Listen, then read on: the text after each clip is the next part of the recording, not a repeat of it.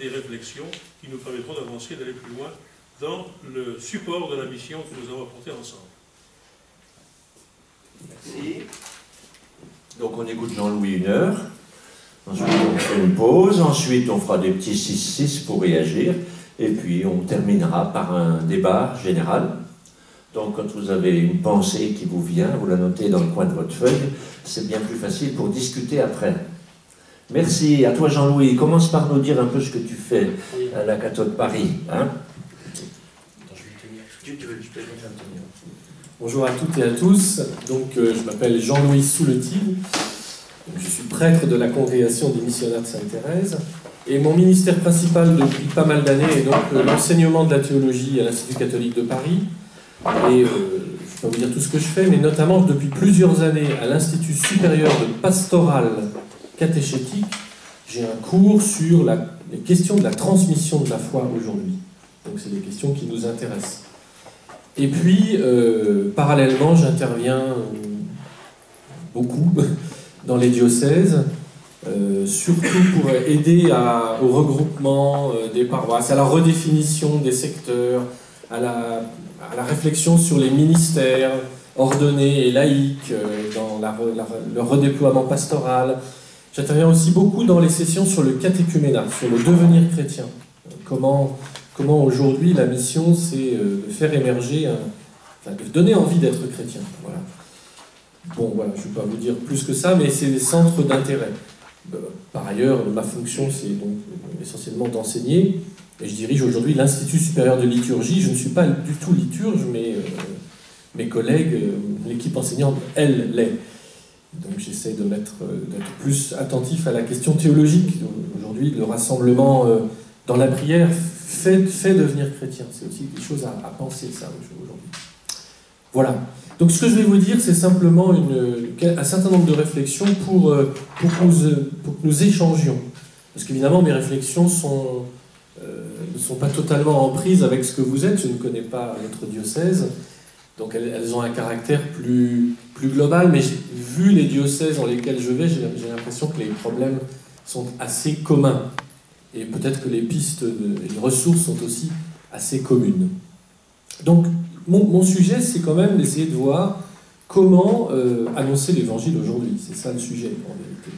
Comment annoncer l'évangile aujourd'hui dans une complémentarité entre paroisse et mouvement, entre communauté hiérarchique, on va se donner un peu de vocabulaire, communauté hiérarchique selon ce que le code de droit canonique dit sous ce nom, c'est-à-dire le diocèse ou les paroisses, c'est-à-dire des communautés dans lesquelles il y a un ministère ordonné, évêque ou curé, et puis les communautés, parce que c'est le même mot dans le droit de l'Église, on appelle ça des communautés associatives. Donc il y a deux types de communautés pour la mission, les communautés hiérarchiques, diocèse et paroisse, et puis les communautés associatives, on va dire les mouvements, toute la forme des mouvements. Et de fait, la mission a besoin aujourd'hui, c'est au moins la proposition que je vous fais pour réfléchir, l'annonce de l'évangile, le témoignage de l'évangile a besoin de la complémentarité de ces deux instances qui sont comme, c'est Jean-Louis Papin, l'évêque de Nancy, qui a forgé cette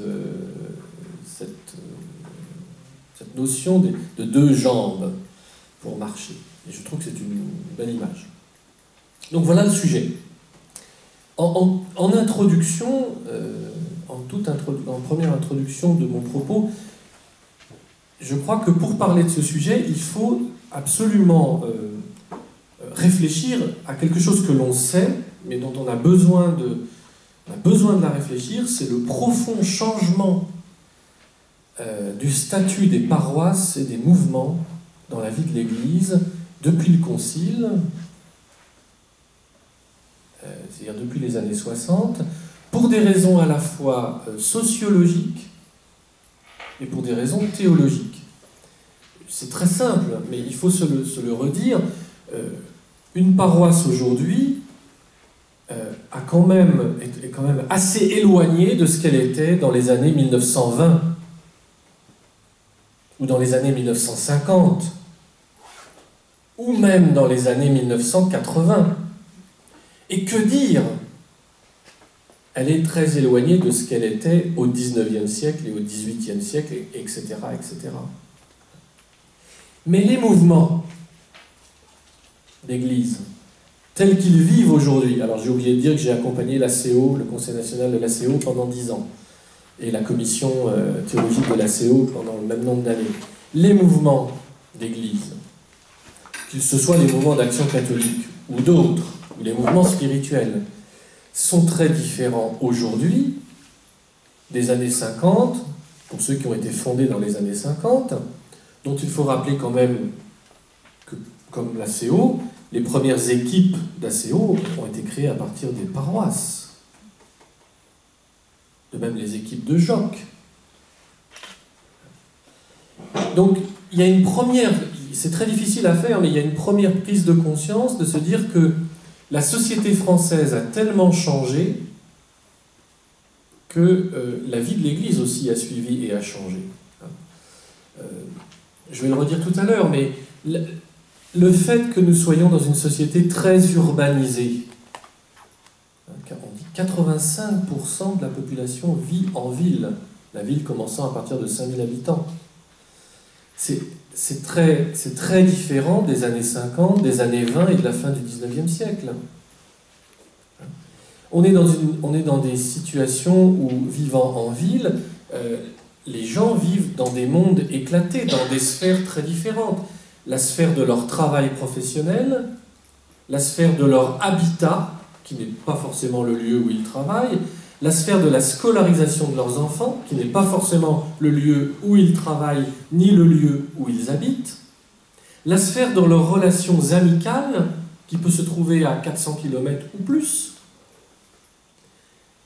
C'est un monde très éclaté, je ne vais pas faire des grands discours là-dessus, mais c'est un monde très éclaté, qui évidemment est très différent du monde rural agricole, dans lequel on pouvait avoir 3 générations dans le même village et sous le même toit. Il n'y a pas si longtemps, je veux dire il y a un siècle, ou moins d'un siècle. Donc ces changements humains ont affecté considérablement la vie de l'Église et la notion même de paroisse.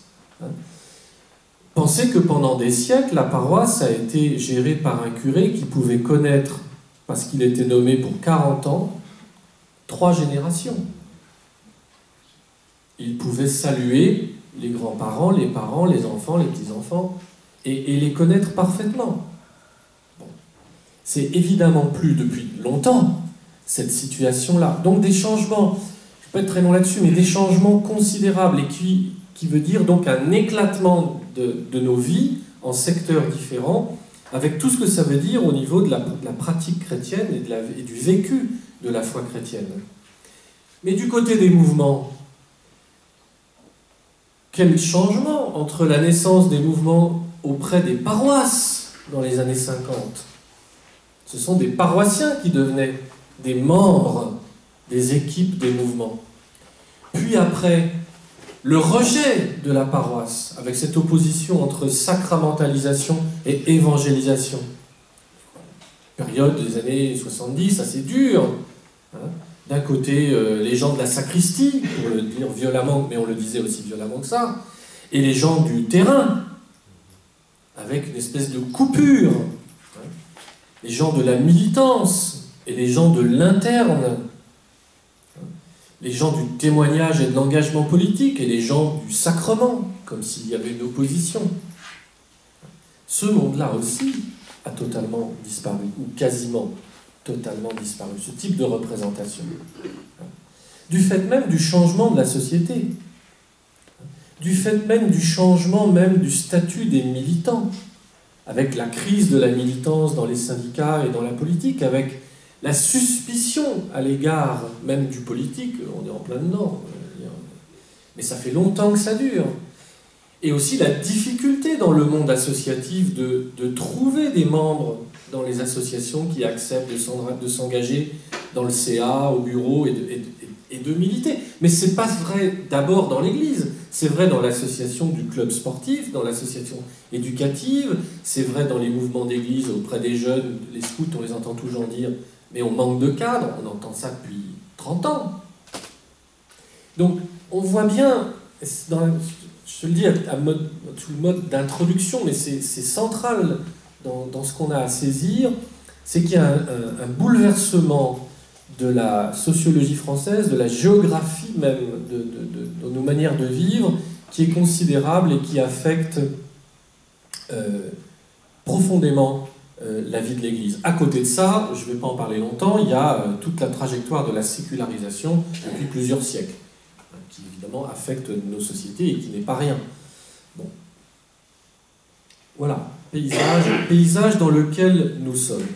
À mon sens, ce paysage n'est pas... comment vous le dire n'est pas forcément un obstacle. Ce sont des changements considérables par rapport à une vie d'église, par rapport à une compréhension de ce que c'est qu'être chrétien. Mais ce paysage est une réalité humaine que nous vivons, mais il n'est pas d'abord un obstacle. Il est peut-être la condition dans laquelle on a à réfléchir, mais c'est dans ce paysage que des hommes et des femmes deviennent chrétiens aujourd'hui. Bon. Vous voyez encore, je voyais un sondage, je ne sais pas si vous connaissez ce site qui a été fondé par des journalistes du Monde et par Jean-Luc Poutier, qui est un professeur d'histoire, mais qui enseigne à la Cato aussi. Le site qui s'appelle fait-religieux.com. Et c'est un site qui disait, dans les derniers sondages cette semaine, que 55% des gens enquêtés en France disent parler de la religion au travail. 55%. C'est intéressant. C'est-à-dire que la question religieuse est une question évoquée, débattue dans le milieu de travail, là où travaillent les gens. Donc je me dis, on n'est pas forcément dans un monde inapte à entendre l'Évangile et à s'intéresser à la question religieuse, avec la question des différentes religions. Parce que ça, c'est un autre aspect aussi. Depuis les années 80-90, on est aujourd'hui dans un monde extrêmement plurireligieux dès la classe maternelle, partout. Donc ce sont des changements quand même considérables dans lesquels nous avons à réfléchir à la chose. Alors, je voudrais, à partir de là, développer 3 points. La question de ce qui nous est commun comme chrétiens, c'est-à-dire le baptême, source de la mission. Je serai rapide. Le deuxième point, ce sera le nouveau rapport entre communauté hiérarchique et communauté associative. Et troisième point, ce sera des critères pour une mutualisation de nos efforts. Quelques critères pour la mutualisation de nos efforts. Et faites-moi signe quand il sera 5 minutes avant l'heure. Je ne dépasse pas. Alors la première chose, c'est je voudrais parler du baptême comme source. Alors, je parle du baptême, confirmation, Eucharistie. Je dirais baptême pour faire court, mais j'entendrai toujours l'initiation chrétienne en disant baptême. Baptême, confirmation, Eucharistie. L'initiation chrétienne. Le socle, le fondement de la vie chrétienne, de la vie de l'Église, le socle. Le baptême, comme source de la mission, c'est quand même ce que nous avons réalisé depuis le Concile Vatican II. Le Concile Vatican II a manifesté que la source de la mission pour tous les baptisés, c'était notre initiation chrétienne. Nous ne participons plus, comme on le disait avant, à la mission hiérarchique de l'Église, avec la question du mandat. Vous voyez, les laïcs ne sont plus des gens qui devaient participer à la mission des évêques, à l'apostolat des évêques, qui leur déléguaient un mandat parce que les pauvres n'étaient pas aptes à être par eux-mêmes des missionnaires. Donc, Lumen Gentium, la Constitution sur l'Église, met fin à cette représentation des choses. Elle dit, cette Constitution sur l'Église, que tous les baptisés sont égaux en dignité et qu'ils portent ensemble l'annonce de l'Évangile au titre de leur baptême, de leur confirmation et de la célébration commune de l'Eucharistie. Et qu'au milieu de ces baptisés, il y en a certains qui sont choisis pour être des ministres ordonnés, c'est-à-dire pour rappeler à tous la nécessité d'annoncer l'Évangile et l'unité de la foi commune. Et donc c'est un changement important qui fait que le baptême nous habilite à l'annonce de l'Évangile. Nous n'avons pas besoin d'autre habilitation, que nous soyons en paroisse ou dans un mouvement, pour annoncer l'Évangile. Nous sommes tous appelés par le Christ à être témoins de sa parole et à exercer ses propres gestes du Christ dans le monde. Et c'est un dynamisme missionnaire fondamental qui nous relie les uns aux autres et qui empêche de faire des factions. Il n'y a pas une différence entre les baptisés en paroisse et les baptisés en mouvement. Il n'y a pas de différence. Donc il y a une base commune qui nous rassemble. Et le baptême, c'est quoi? Le baptême, ça désigne le fait que la foi en Christ que nous avons, nous ne la détenons pas tout seuls, individuellement. Quand nous sommes baptisés, et je prends le modèle adulte du baptême, qui est le modèle même des enfants, c'est l'évêque ou le prêtre dit « Crois-tu en Dieu le Père? Oui, je crois. Crois-tu en Jésus-Christ, son Fils? Oui, je crois. Crois-tu en l'Esprit? Oui, je crois. Et je te baptise au nom du Père, du Fils et du Saint-Esprit. » Donc le baptême, c'est un dialogue. Crois-tu? Oui, je crois. C'est une invitation à croire et une réponse. Donc le signe du baptême nous plonge dans la mort et la résurrection du Christ, nous intègre à l'Église, mais sous une forme particulière, sous la forme où la foi désormais nous est donnée sous la forme d'un dialogue. Crois-tu? Oui, je crois. Toute notre vie chrétienne sera vécue sous la forme d'une réponse à donner. Le jour de notre baptême, mais tous les jours de notre vie. C'est ça que dit le baptême. Le baptême, ça nous fait chrétiens en nous disant « Vous serez désormais liés les uns aux autres par le dialogue de la foi. Vous serez chrétiens toujours parce que vous répondrez à un appel. Crois-tu? Oui, je crois. Mais oui, je crois, ce n'est pas seulement une déclaration abstraite, intellectuelle. Oui, je crois, ça veut dire oui, je m'engage dans ce que je crois. Oui, je vais maintenant, avec les autres, poser les gestes du Christ dans le monde. Les gestes du service, les gestes du pardon, les gestes de la rencontre, les gestes de l'universel, d'aller toujours au-delà de soi-même et de son groupe. Cette petite réflexion sur le baptême, elle a été faite par Joseph Ratzinger dans un livre « Foi chrétienne hier et aujourd'hui » quand il commente le baptême. C'est une réflexion qu'il faisait dans les années 60. Il disait « La foi baptismale est une foi dialogale et elle se détient à la manière d'un symbole. Deux parties que nous mettons en commun. » C'est pas moi qui invente ça. Puis c'est dans les introductions du rituel du baptême. Donc c'est très important. Le baptême commun, c'est quelque chose qui nous relie et qui nous pose une exigence de dialogue. Je ne suis pas chrétien parce que je le décide comme ça, dans ma petite tête. Je suis chrétien parce que on m'a appelé à le devenir. L'Église m'a appelé à le devenir. Dieu lui-même, par la voix de l'Église, m'a appelé à répondre. Et ça, c'est tous les jours de ma vie. Être chrétien, c'est ça. Que je sois en paroisse, que je sois en mouvement. Être chrétien, c'est répondre à Dieu et répondre de Dieu dans le monde. Ça, c'est évidemment fondamental. C'est toute la vie de l'Église telle que le Concile Vatican II l'a envisagée, qui repose sur ça.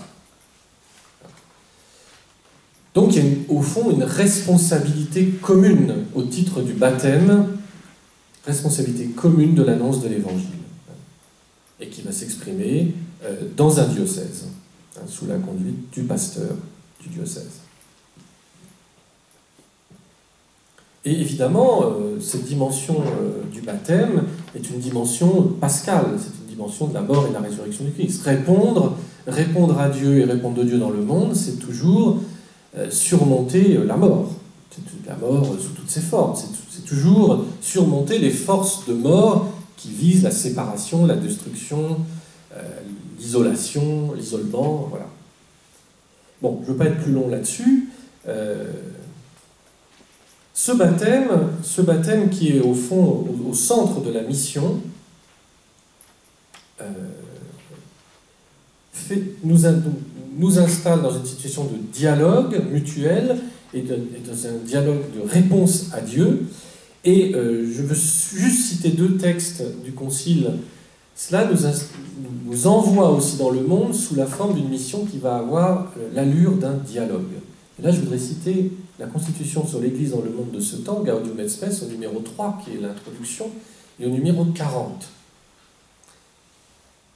pour insister sur cette notion dialogale. Le numéro 3 dit ceci: le Concile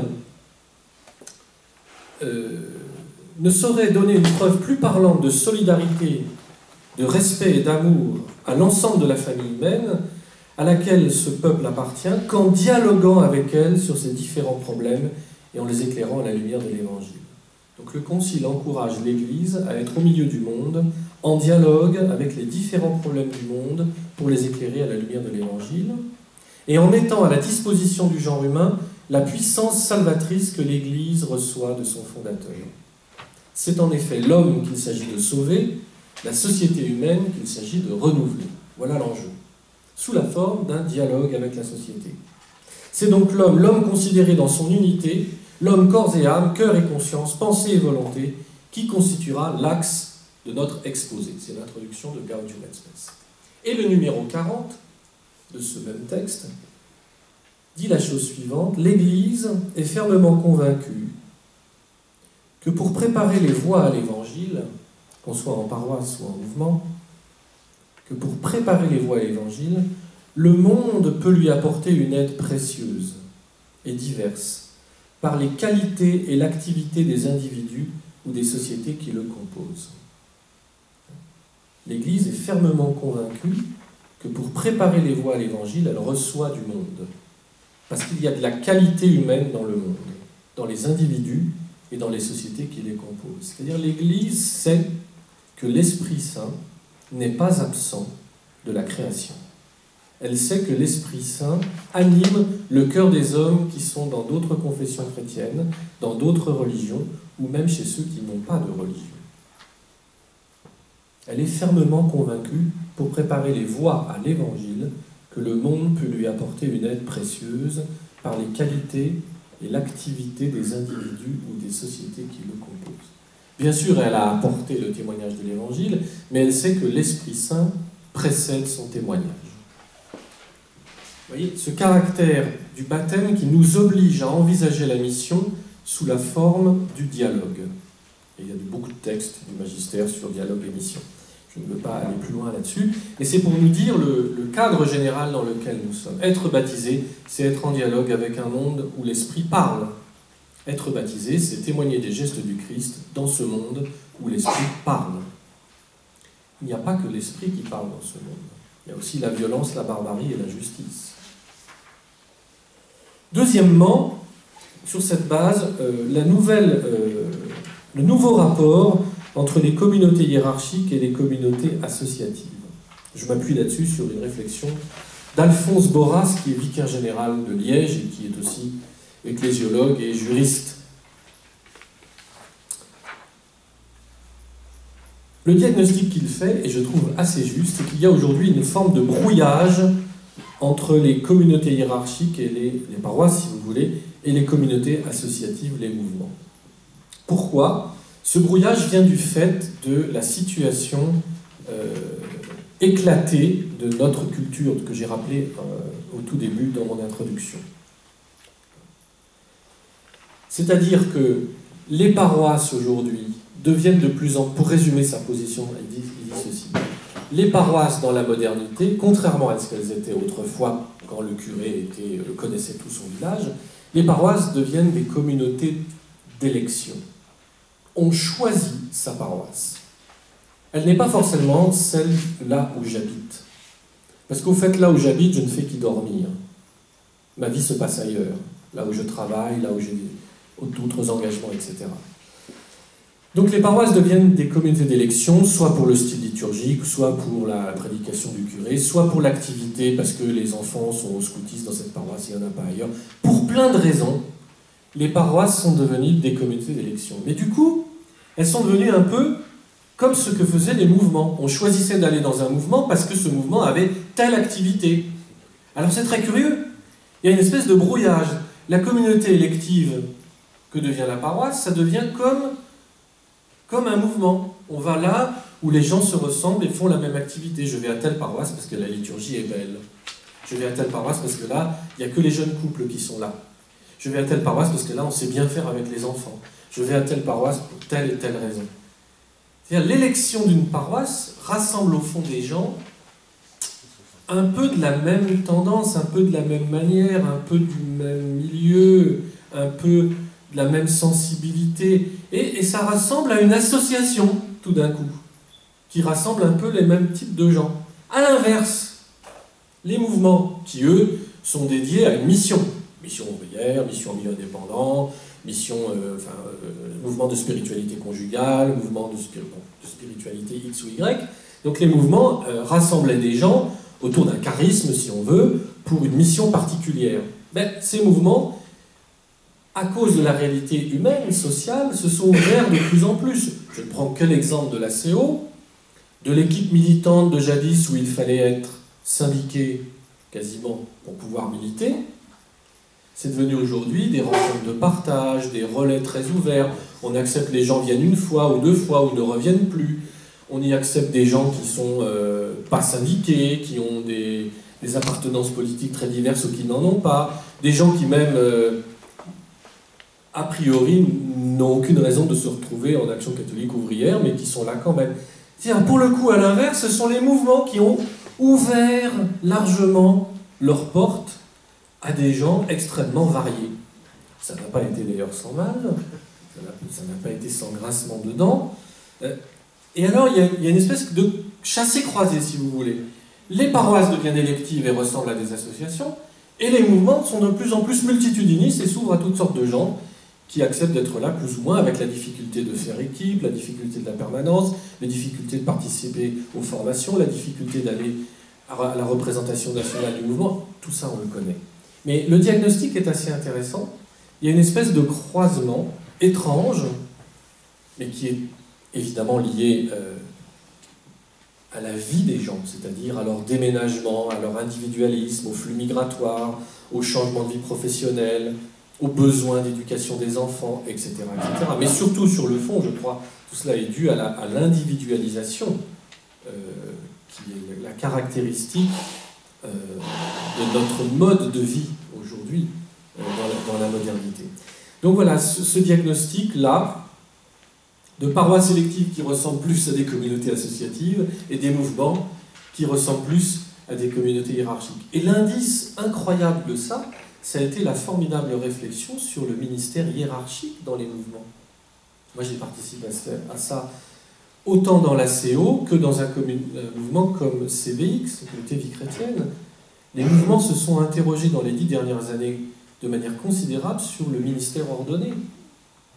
Faut-il un prêtre dans chaque équipe? Qu'est-ce que ça veut dire un conseiller spirituel qui n'est pas prêtre, etc. La réflexion hiérarchique, on ne l'a pas eu dans les communautés hiérarchiques tellement, on l'a eu dans la vie associative. C'est paradoxal. On comprend pourquoi. Puisque les mouvements avaient un aumônier par équipe il y a encore 50 ans, ou 30 ou 40 ans, et que ça n'est plus possible vu le nombre de prêtres. Alors on est dit, bon, est-ce qu'on va mettre des diacres? Ah oui, mais des diacres, c'est pas fait pour ça. Bon. Mais la réflexion sur le ministère, je vous jure que moi j'ai passé des heures et des heures avec des mouvements sur ces questions-là, y compris dans les mouvements comme les équipes Notre-Dame, y compris dans les mouvements spirituels comme la communauté Vie Chrétienne. Je me souviens des conseillers spirituels laïcs, qui ne sont plus des jésuites. Alors qu'est-ce que ça donne dans l'organisation du mouvement? Vous voyez, il y a une espèce de paradoxe. On a plus réfléchi le ministère d'une certaine manière dans la vie associative que dans les communautés hiérarchiques qui sont pourtant, elles, structurées par le ministère. C'est étrange. C'est pas étrange, ça résulte de la situation dans laquelle on est. Mais l'enjeu,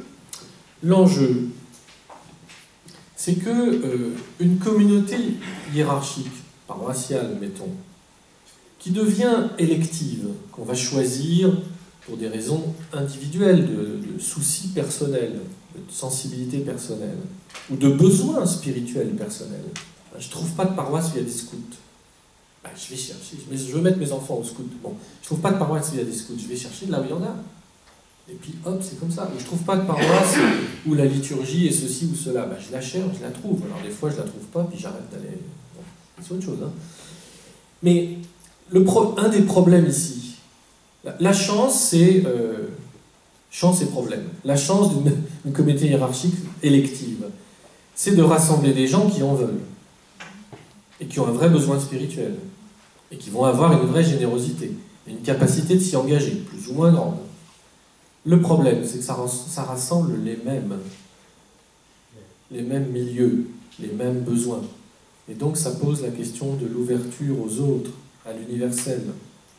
Donc un des chantiers considérables, c'est comment va-t-on rendre ouvert à l'universel des paroisses qui deviennent des communautés électives,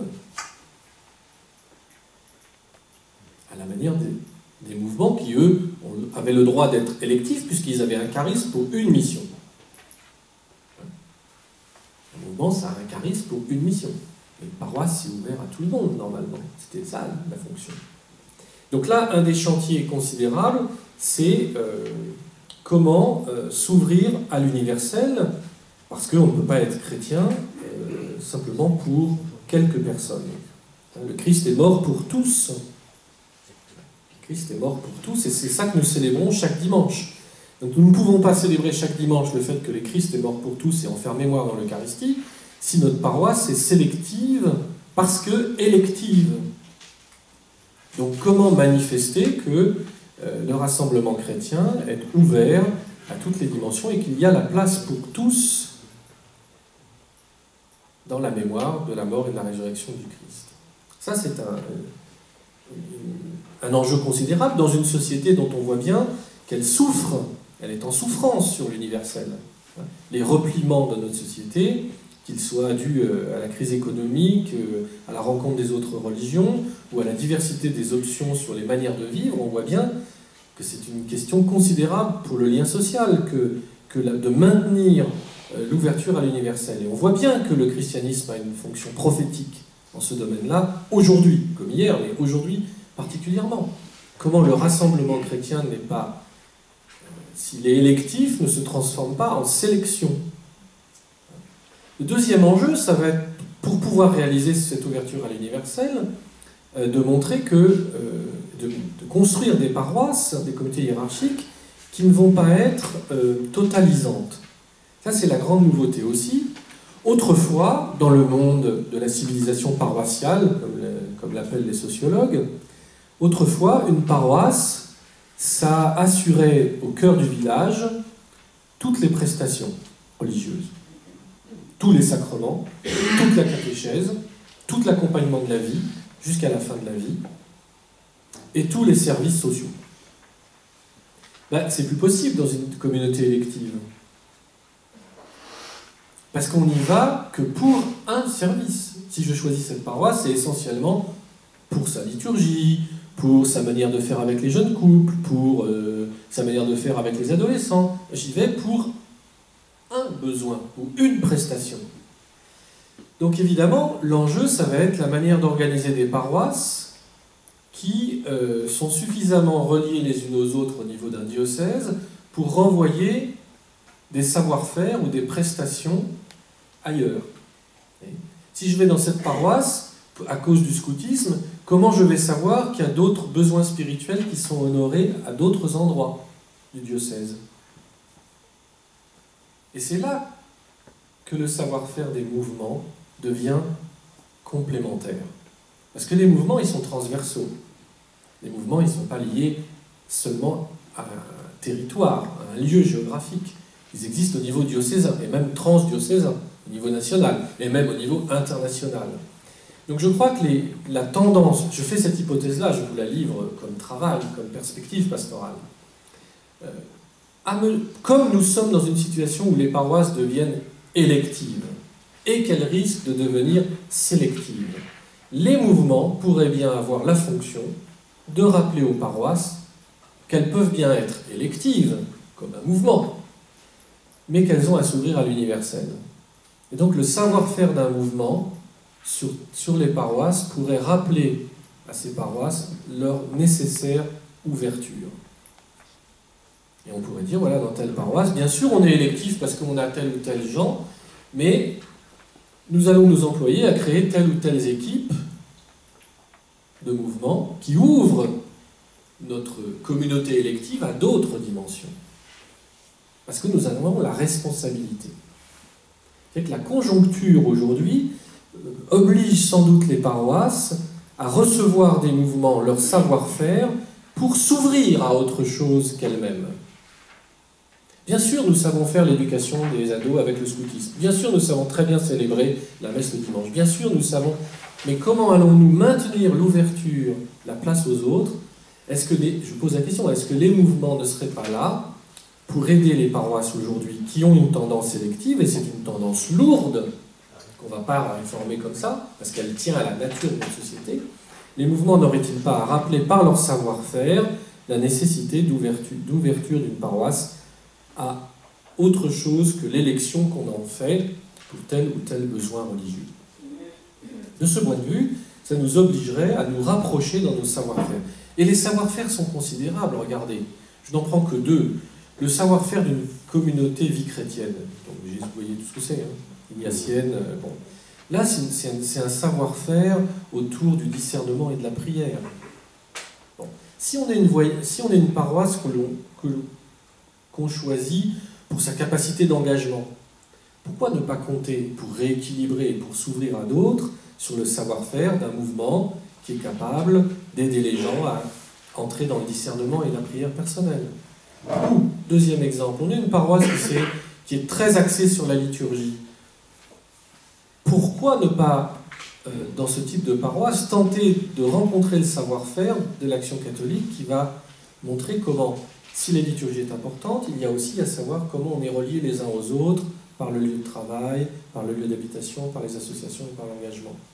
Est-ce qu'il n'y a pas là une mutualisation, une chance de mutualiser la manière dont on sait faire les choses? Et ne faut-il pas, c'est ce que défendent Gilles Routier et Boraz dans le livre Paroisse et ministère, faut-il pas aujourd'hui que les paroisses ne fassent pas tout, qu'elles soient identifiées dans des savoir-faire propres et qu'elles puissent s'appuyer sur les mouvements pour ouvrir leur dimension à l'universel, de manière à ce qu'elles ne soient pas sélectives. L'autre enjeu, évidemment, c'est que la paroisse ne peut plus être l'unité de base de la mission, ce qu'elle a été longtemps. Elle l'a été longtemps parce qu'elle assurait tous les services religieux. Mais le Concile a rappelé fort opportunément, et il l'avait perçu dans les années 60 parce qu'on s'en était rendu compte, au moins en France depuis 1943 avec France Pays Mission, le Concile a perçu que l'unité de base de la mission, c'était le diocèse.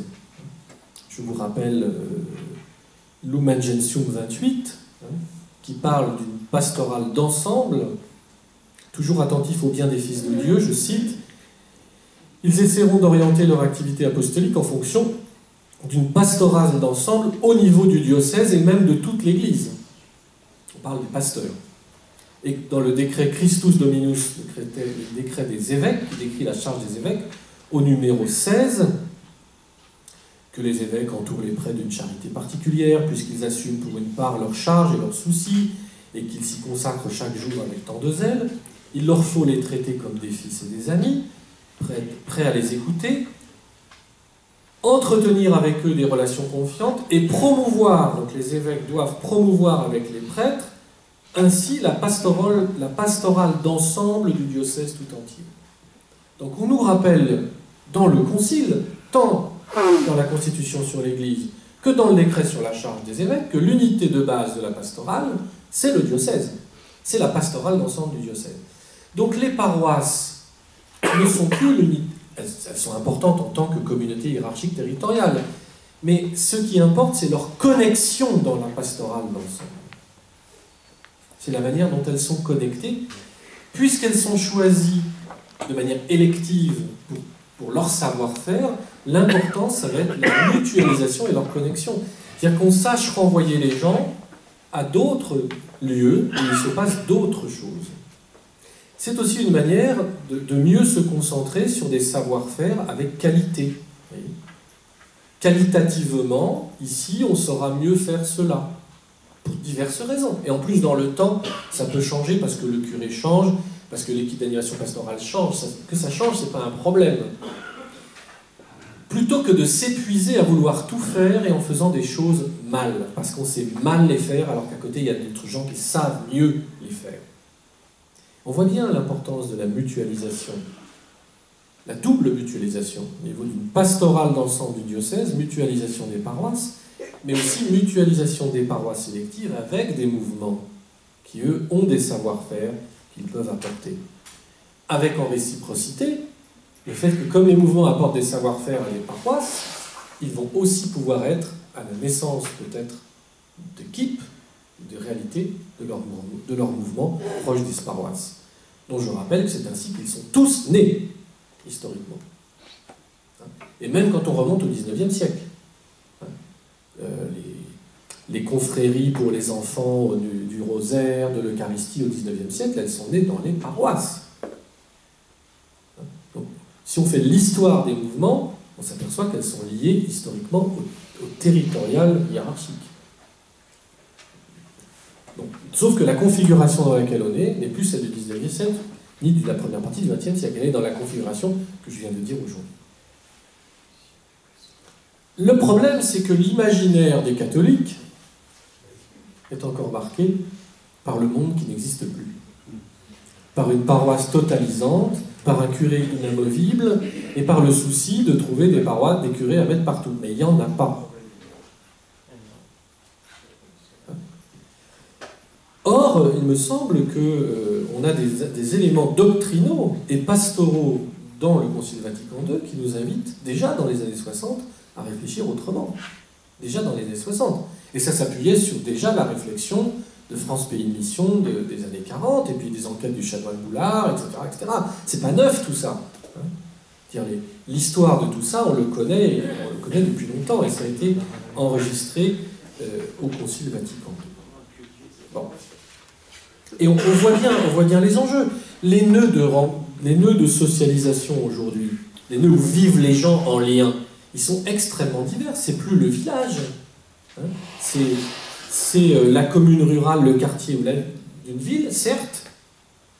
C'est souvent à ce niveau-là que se joue la scolarisation des enfants du primaire, ou les soins non spécialisés, ou les courses de l'alimentation quotidienne. Mais il y a un deuxième lieu, il y a le niveau de la ville, c'est-à-dire la sous-préfecture, là où il y a les lycées, les centres commerciaux, les cinémas, etc.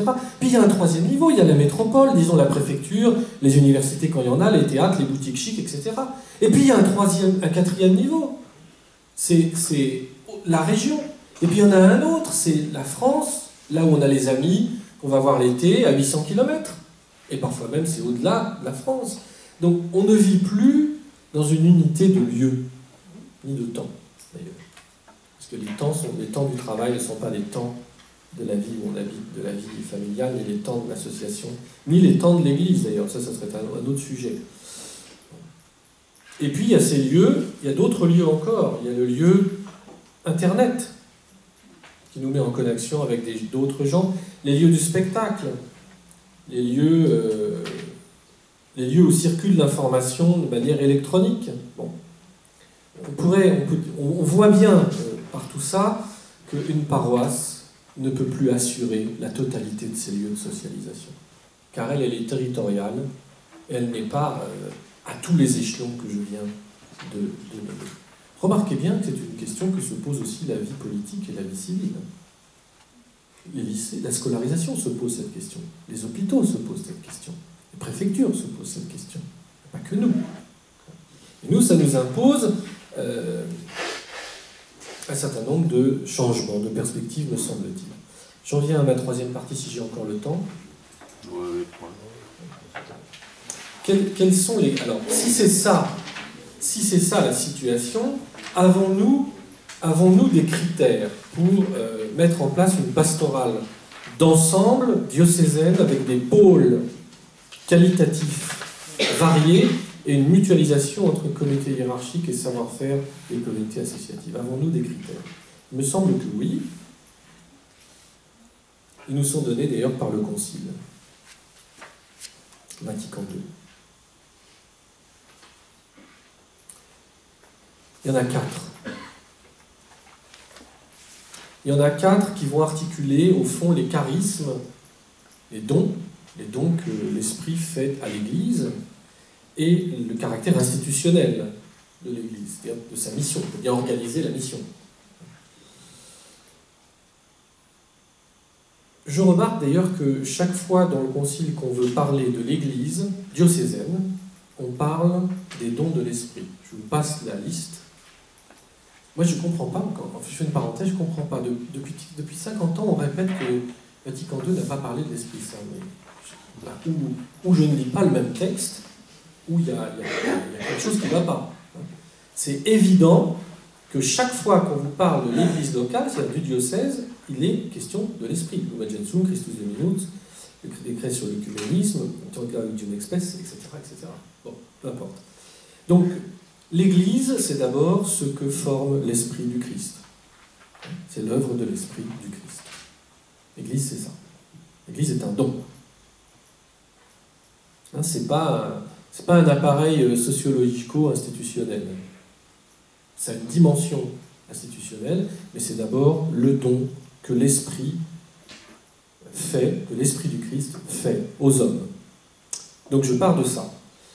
Première caractéristique pour penser cette pastorale d'ensemble avec des pôles électifs qui ne soient pas sélectifs et qui s'appuient sur une mutualisation des moyens, le premier repère, c'est la variété des dons de l'Esprit. Une église diocésaine, c'est fait de la diversité des dons, comme le rappelle Pierre, le premier épître de Pierre au chapitre 4. Variété des dons, variété donc des associations, variété des couleurs d'une paroisse. La variété et la diversité n'est pas un pis-aller. C'est pas mauvais la variété. C'est le signe de la prolifération des dons de l'Esprit. C'est pas toujours facile à organiser, on y viendra. Mais c'est le signe que l'Esprit ne manque pas. Il n'y a donc aucun membre qui soit exclu de la mission du corps tout entier. L'ensemble des dons sont requis pour l'annonce de l'Évangile. Aucune association, aucun mouvement, aucune paroisse, aucune personne ne détient les ficelles à lui tout seul. Personne ne voit clair à lui tout seul. C'est la mutualisation des dons, je vais y venir, c'est l'organisation des dons au service de l'annonce de l'Évangile qui compte. Le don de la relecture de vie, le don du discernement des signes des temps, le don de l'engagement dans le monde, le don de la célébration du mystère de Dieu, que sais-je. Tous les dons comptent, parce que c'est l'œuvre de l'Esprit, c'est ça qui forme l'Église.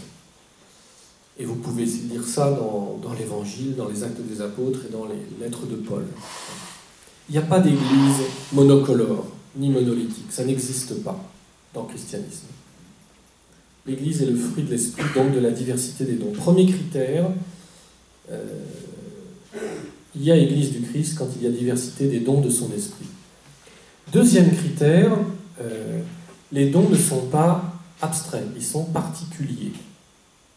Tout le monde ne fait pas la même chose. Quand l'Esprit anime l'Église, il donne des dons particuliers. Vous vous souvenez bien, la première aux Corinthiens, quand Paul compare l'Église à un corps humain, la tête, les bras, les pieds, etc., en disant tout le monde ne peut pas faire la même chose, il faut que tout le monde soit à sa place pour que ça fonctionne. Ou le texte de Saint Jean sur la vigne et les sarments. Donc il y a des dons particuliers. Tout le monde n'a pas les mêmes dons dans l'Église diocésaine.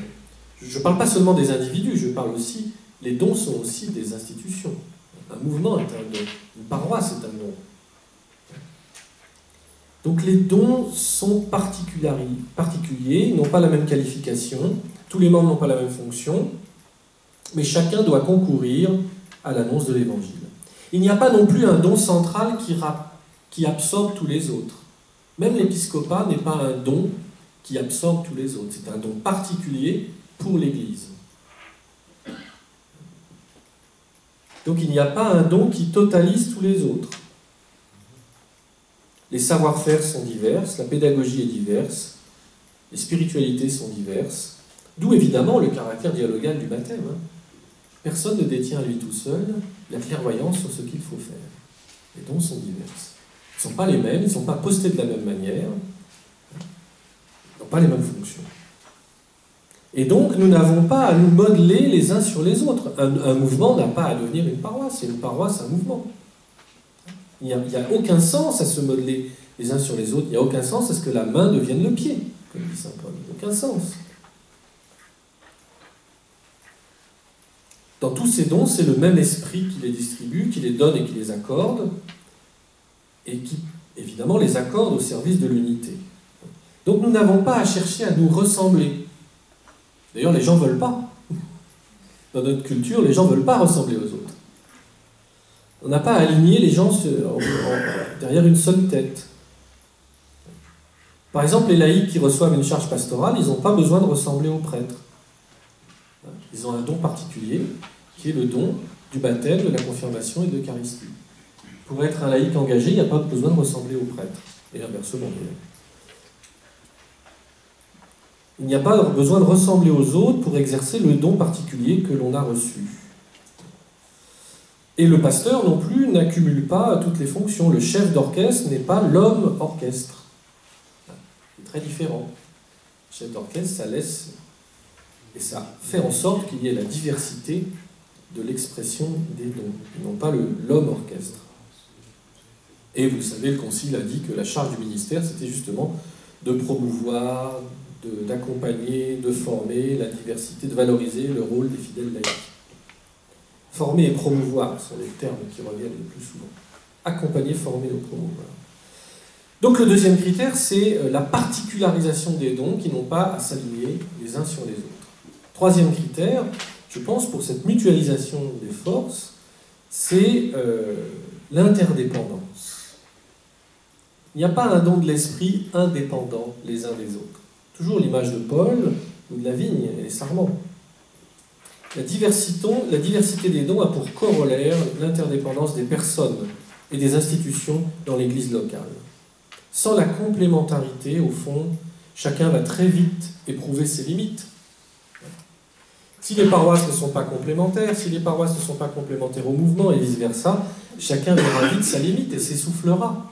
Et dira, on ne trouve pas de cadre, on ne trouve personne, il y a des gens qui ne veulent plus, on ne sait plus comment. Bon, voilà. C'est sûr que si on vit tout seul, on s'épuise, c'est clair. L'Église, au fond, elle n'existe que lorsque l'ensemble des dons se manifeste de manière complémentaire. Vous trouvez ça dans Ad Gentes, numéro 21. Donc il y a une synergie entre les savoir-faire, entre les pédagogies, entre les engagements des uns et des autres. Chacun a reçu un don spécifique, original, mais l'exerce dans la complémentarité, comme dit le Lumen Gentium 30, la complémentarité des autres charismes. Complémentarité, ça veut dire je reçois d'une autre paroisse qu'elle sait faire autre chose que moi, ou d'un mouvement qu'il sait faire autre chose que moi. Je ne totalise pas les savoir-faire. C'est impossible. Mais je les mets en partage, je les mets au service de la mission de l'Église diocésaine. Donc, nous nous apportons mutuellement les services nécessaires pour l'annonce de l'Évangile. Et c'est évidemment, je pense, une pédagogie nécessaire dans une société où le repliement actuel est fort comme tentation. Évidemment, c'est tout un travail à organiser au niveau d'une église diocésaine, mais les conseils diocésains sont là pour ça, entre autres. Les équipes d'animation pastorale aussi, et bien d'autres choses. Quatrième caractéristique, ces dons sont reliés ensemble, complémentaires, interdépendants, pour former l'unité d'un corps. Ils sont au service de l'unité. Mais l'unité n'est pas l'uniformité. Je crois que l'image de Paul avec le corps humain, c'est parfaitement clair. Le corps humain est unifié, mais les membres sont divers.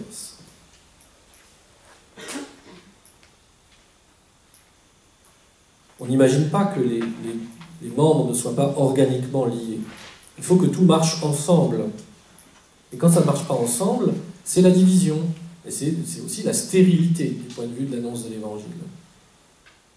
Et les églises locales risquent parfois de s'handicaper elles-mêmes en ne valorisant pas la diversité des dons, qui sont aussi des institutions. Donc on pourrait se poser la question, en quoi la diversité dans notre diocèse contribue-t-elle au corps du Christ? En quoi la diversité contribue-t-elle à l'annonce, au dynamisme de l'annonce? C'est l'Église diocésaine qui pose les gestes du Christ. C'est pas moi, petit individu. C'est même pas nous, petite paroisse ou petit mouvement. C'est l'Église diocésaine qui est le corps du Christ, dans la diversité de ses membres. C'est elle qui pose, qui identifie dans la société les gestes du Christ, les gestes prophétiques du Christ. C'est elle qui guérit de manière diverse. C'est elle qui pardonne de manière diverse. C'est elle qui s'avance au plus loin vers l'universel de manière diverse. On ne confie pas le pardon, la guérison, l'universel, l'engagement à un groupe particulier. C'est l'Église diocésaine en tant que telle, dans la diversité de ce qu'elle est dans ses paroisses et ses mouvements liés les uns aux autres, qui manifeste les gestes du Christ. La diaconie, ce n'est pas la conférence Saint-Vincent de Paul ou le Socle catholique. La diaconie, c'est l'Église diocésaine qui exerce la diaconie du Christ. Avec les savoir-faire et les dons particuliers de la conférence Saint-Vincent de Paul et du Secours catholique et du CCFD, mais aussi des paroisses dans certains cas, et d'autres mouvements, les aumôneries d'hôpitaux, les aumôneries de prison, etc. Les gestes du Christ, ils sont le geste du service, le geste du Christ qui est celui du service de l'homme et de l'homme faible, fragile et souffrant, il est exercé de manière diversifiée dans l'Église locale. On ne délègue pas à un groupe de spécialistes la diaconie du Christ, pas plus qu'on délègue à un groupe de spécialistes le sacerdoce du Christ, pas plus qu'on délègue à un groupe de spécialistes la royauté du Christ, l'engagement dans le monde. C'est la diversité dans l'Église diocésaine qui exerce ces trois dimensions du Christ. Le service, la relation à Dieu et l'engagement. Le corps du Christ, c'est l'Église diocésaine qui pose les gestes du Christ dans le monde. D'où son unité. Si l'unité est déchirée, les gestes du Christ ne sont pas posés, ne sont pas lisibles, ne sont pas prophétiques. Donc les gestes du Christ ne sont pas facultatifs. La diaconie n'est pas facultative, elle n'est pas réservée à un groupe. Le sacerdoce du Christ n'est pas réservé à un groupe. On parle du sacerdoce des fidèles, au titre de notre baptême. Et au milieu des baptisés, il y en a qui reçoivent le sacerdoce ministériel pour que tout le monde soit effectivement fidèle à son baptême. C'est ça la mission des prêtres, du ministère ordonné. Pareil, l'engagement dans le monde, il n'est pas réservé au mouvement d'action catholique, ni au service, ni de type caritatif. L'engagement dans le monde, la royauté du Christ, nous l'avons reçu au titre de notre baptême. Aujourd'hui, tu es devenu prêtre, prophète et roi. Donc l'engagement dans le monde, il va être exercé de manière diversifiée, par des dons divers dans le diocèse, avec des gens qui en auront davantage la pédagogie ou le savoir-faire, et qui vont mutualiser ce savoir-faire avec d'autres. Mais il n'est pas capté par une instance particulière. Même si certains ont davantage reçu ce charisme pour le mettre au service de tous, du corps entier.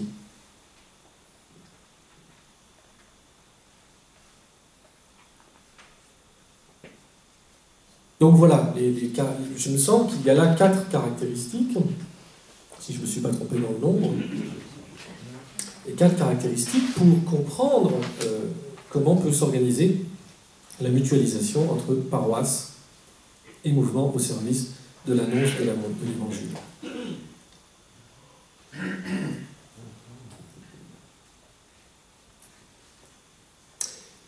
Pour terminer,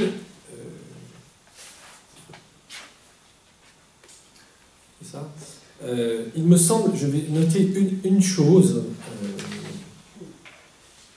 un enjeu parmi d'autres. Aujourd'hui, nous sommes dans une société qui vit sous le mode de l'individu. Même s'il y a des associations, même s'il y a des collectifs, etc., le mode de rapport aux gens, les uns aux autres, avec la vie économique, sociale, intellectuelle, artistique, culturelle, c'est un mode individuel. Les gens veulent éprouver par eux-mêmes les choix qu'ils font, les engagements qu'ils font. Bon. Donc il va bien falloir qu'en paroisse et mouvement, nous soyons au service de cette culture-là. Il va falloir trouver les moyens d'honorer les requêtes spirituelles des individus, qui ne sont pas tout de suite prêts à entrer dans des collectifs, c'est-à-dire une EAP, un conseil diocésain ou une équipe de mouvement. C'est pas facile parce qu'on ne vient pas de ce monde-là. mais il va falloir essayer de comprendre que des hommes et des femmes aujourd'hui ont des quêtes spirituelles originales, individuelles, qui ne sont pas à rejeter, qui sont parfois un peu étranges, un peu mal fagotées, mais c'est comme ça que des hommes et des femmes cherchent comme à tâtons l'Évangile. Et évidemment, bon, l'expérience catéchuménale est là pour en témoigner, mais je pense que comme c'est le mode principal par lequel les hommes et les femmes aujourd'hui cherchent, comme dans la nuit, un sens à leur existence, il va falloir les entendre. Et ce qui va les entendre, c'est l'Église diocésaine, dans la diversité de ses dons et de ses institutions.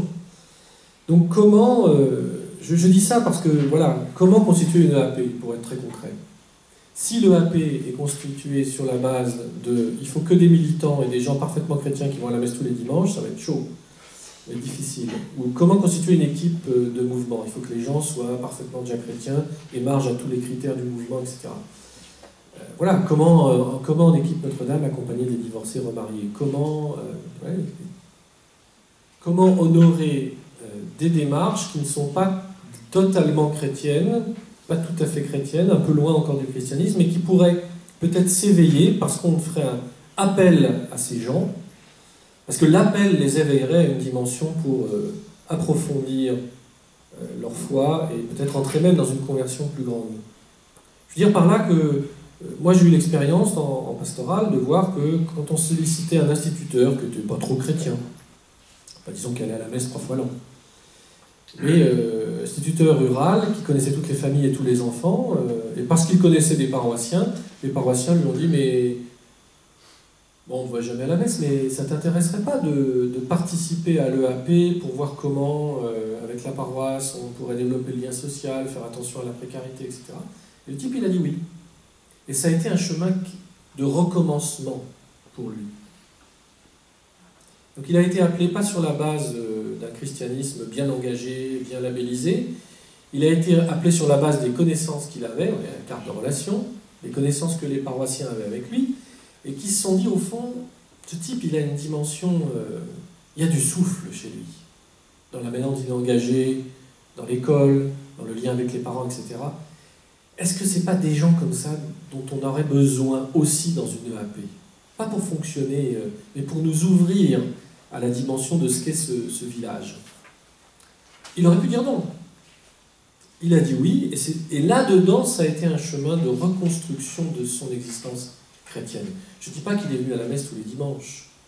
Je dis que c'est quelqu'un qui a retrouvé le souffle de l'Évangile, qu'il n'avait sans doute pas perdu d'ailleurs, mais qu'il l'a retrouvé dans une vie d'église. Et évidemment, c'était très important parce qu'il avait le lien avec les parents, les enfants, etc., etc. Voilà, les requêtes individuelles, même si elles ne sont pas formulées, mais les chrétiens vivent avec des non-chrétiens ou avec des gens qui ont abandonné ou qui ont lâché. Et ils peuvent percevoir, nous pouvons percevoir que chez tel ou tel, il y a ce que j'appelle un élan ou un souffle qui ne demanderait qu'à jaillir s'il était appelé. Vous voyez pourquoi j'ai parlé du baptême? Si on osait appeler des gens, mais qui ne sont plus, ou qui ne sont pas encore des chrétiens au sens des fidèles, engagés, structurés déjà par l'Évangile.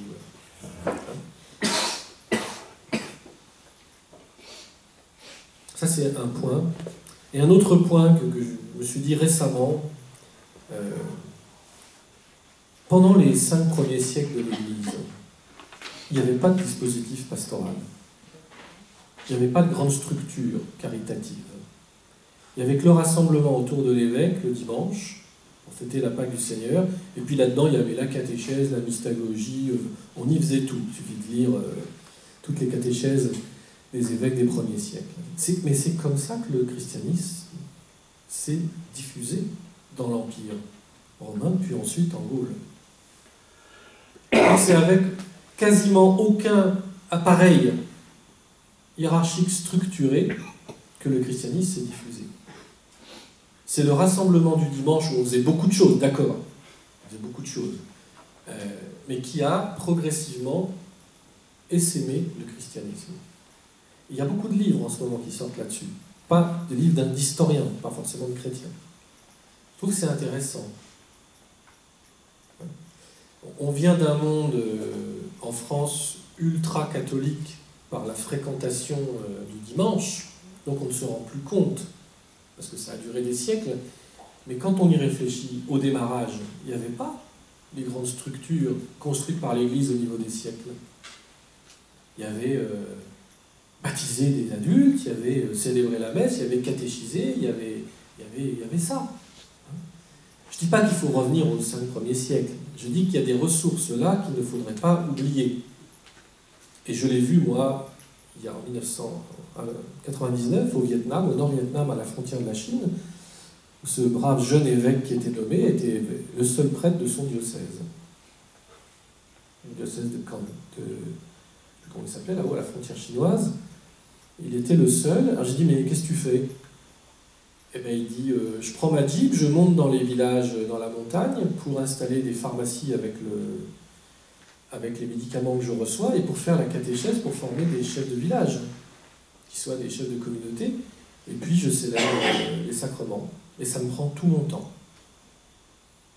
Et je dis, mais t'es aidé par qui? Par personne. L'été, j'arrive à faire venir 3 prêtres de Saigon en les faisant passer pour des prêtres en vacances. Ça ne trompe personne. Bon, voilà, quand on n'a pas de grands moyens, de grands dispositifs hérités de la longue histoire du christianisme, il y a aussi l'ordinaire des gestes du Christ. Servir, protéger, annoncer, célébrer. Ça reste quand même la base de notre foi. Voilà, je m'arrête là pour ces quelques réflexions.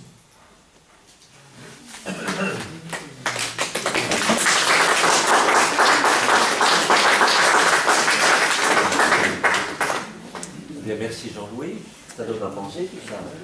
Allez, on va bouger un quart d'heure, hein, et on reprendra tout à l'heure. Bonne pause.